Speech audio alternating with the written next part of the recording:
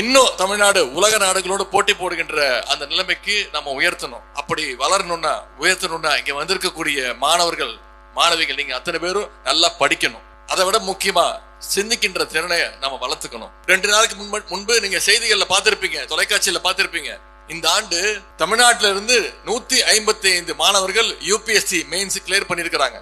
UPSC preliminary exams, mains, இன்டர்வியூன்னு ஒவ்வொரு ஸ்டேஜ்லயும் நான் முதல்வன் திட்டம் மூலமா நம்முடைய அரசு ஊக்கத்தொகையும் கொடுத்துக்கிட்டு இருக்கு.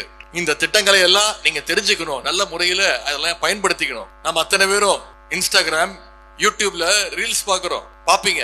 ஒன்னே ஒண்ணு மட்டும் சொல்லிக்கிறேன், அந்த ரீல்ஸ் மட்டுமே வாழ்க்கை கிடையாது. அதுல முக்காவாசி பொய் அப்படிங்கறதுனால தான் அதுக்கு பேரு ரீல்ஸ். ரியலா நீங்க ஜெயிக்கணும்னா கல்விதான் உங்களுக்கு என்னைக்குமே கை கொடுக்குங்கிறத நீங்க மனசுல ஏத்திக்கணும். கல்வியோடு சேர்ந்து விளையாட்டிலும் ஆர்வம் செலுத்துங்க. நீங்க கல்வியில முன்னேறினா உங்களுடைய குடும்பம் பொருளாதாரத்துல நிச்சயம் முன்னேறும். உங்களுக்கே அந்த கான்பிடன்ஸ் வரும்.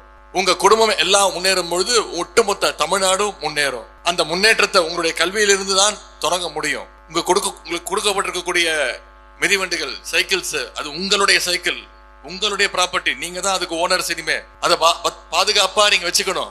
அதை பத்திரமா பாதுகாக்க வேணும், பராமரிக்க வேணும். இங்கே பல மாணவ செல்வங்க வந்திருக்கீங்க, பல ஆசிரியர்கள் வந்திருக்கிறீங்க.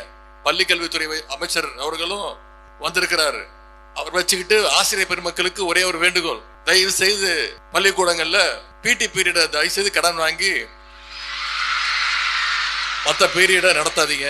முடிஞ்சா உங்க பீரியட கடன் கொடுத்து மாணவர்களை அதிகமா விளையாட்டு துறையில ஈடுபடுவதற்கு அவங்கள ஊக்கமளிங்க. படிப்பு எந்த அளவுக்கு முக்கியமோ அதே அளவுக்கு மாணவ செல்வங்களுடைய உடல் ஆரோக்கியமும் மிக மிக முக்கியம்.